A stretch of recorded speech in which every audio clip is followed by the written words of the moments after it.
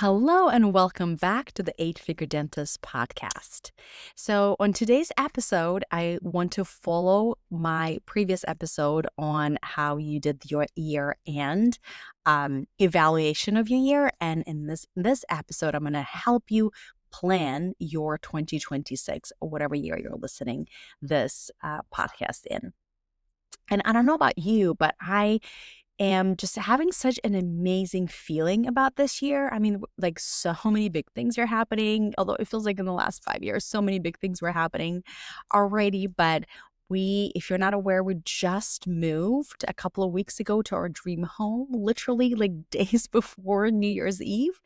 We moved. I am 7.5 now, months pregnant. We have two little ones under age of 4, have a 3-year-old and a 2-year-old. And we moved to this giant dream house with the beautiful view and a giant office that's not quite done yet. I'm still waiting for the doors to be put in my office. But like every morning I tell my husband, I wake up and I look at the view, and it really affects your environment, doesn't it? How you feel. And I just feel so much gratitude. And I just feel so blessed that we live here. And our baby number 3, it's a boy, and he's coming in just short couple of months at the end of March. Our hearts are already so full, and we just cannot wait to welcome this little baby in our family. And we're officially going to have 2 boys and 1 girl. And the business has grown even more last year. So I wanted to share with you my goals and how I am planning to grow my business another 50% this year, even though I'm going to take 3 months maternity leave. So I'll be making more money in 9 months of the year and less time. And I just wanted to share with you how I go about setting my goals and making sure that I have the lifestyle that I want and the financial independence that follows with it. So if you haven't set your goals yet, if you have and you're like, I just want to kind of have a check-in, this is what I recommend you do. So I want you to think about up to 3 goals for the year. I don't recommend setting more than 3 goals. If you have 1 goal, even better, but not more than 3. And I recommend that you set goals in 3 different areas. Okay. So one area would be your work or professional goal. Then the next one would be your personal development, health, or relationships goal. And then the third area would be your joy, freedom, or lifestyle area goal. Okay. And by the way, with this podcast episode, there's going to be a worksheet to download that breaks down all of these things. So if you're driving or if you're listening to me in the shower while you're cooking, you don't have to pause and find a sheet of paper to write this all down. I've got you covered. I have a worksheet for that. Okay. So let's go back to your 3 different goals. So it's going to be, one is going to be your work goal, and it could be a metric. Maybe it's a money goal. You're going to set how much money you want to make in 2026. It could be some other metrics. Maybe you decide how many new patients you want to have per month, or how many starts you want to have per year.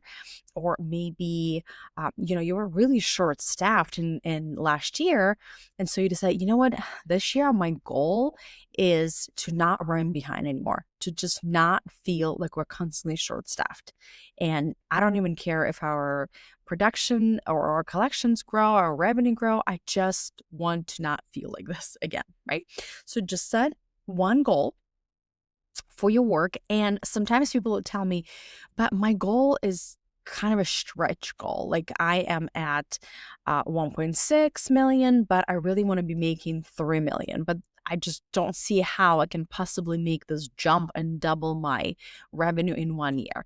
In this case, what I recommend is that you set a 5-year goal, a 3-year goal, and a 1-year goal.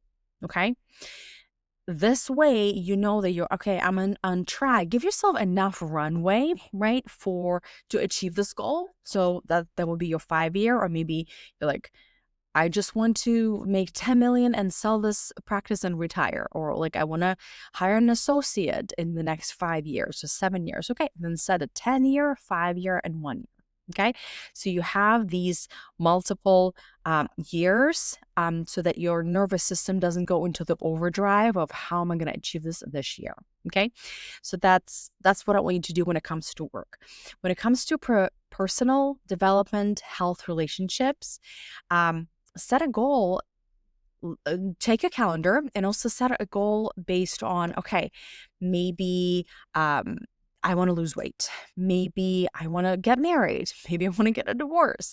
Maybe I want to have another baby, right? Like, what is some personal goal that you want to have? And health could go here too, right? Like, I want to have a six pack, or I, I don't know, I want to run a marathon this year, right? Like whatever that, or like I really want to finally sleep 8 hours a night. Like I'm really going to make this a priority, right?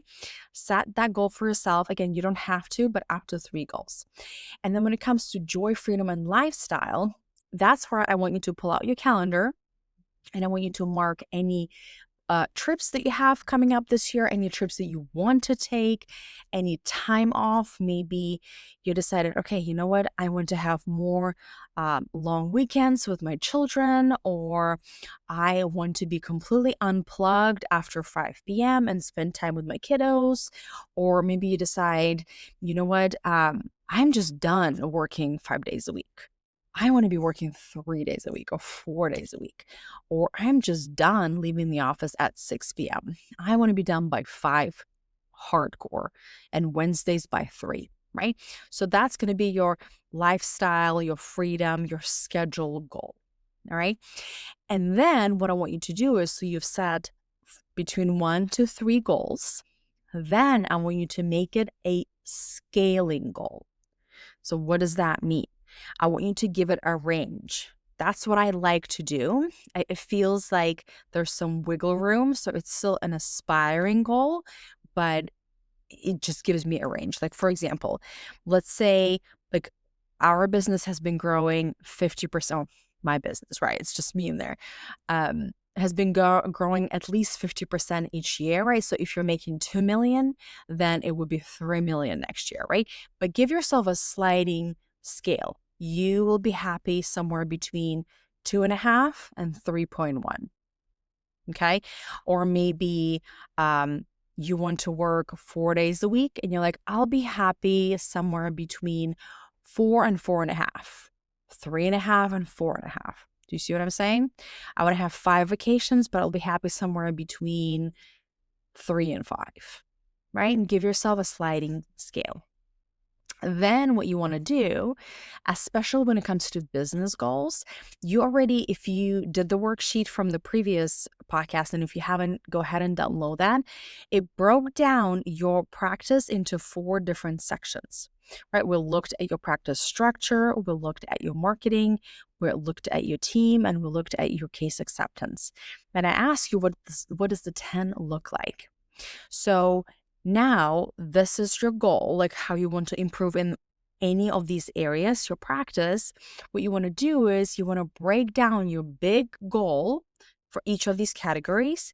You want to break it down into quarterly goals and monthly goals. You're with me? So let's say we want to make an extra $1 million, and now my math is going to be difficult and I don't even have a phone in front of me, but break down how many hundreds of thousands of dollars is it per quarter and then per month. Okay. So that you know what your target is. If we want to lose 50 pounds, again, I'm really not helping myself with the math here. I can't do this in my mind, but what is it? Let me see. Let me see if I can bring up the calculator real quick for you. Let's say we want to lose 50 pounds. That means divided by 4 quarters, that's about 12.5 pounds per quarter. Okay. And then if we divide it by month, that's about 4 pounds a month, 4.2 pounds a month. Okay.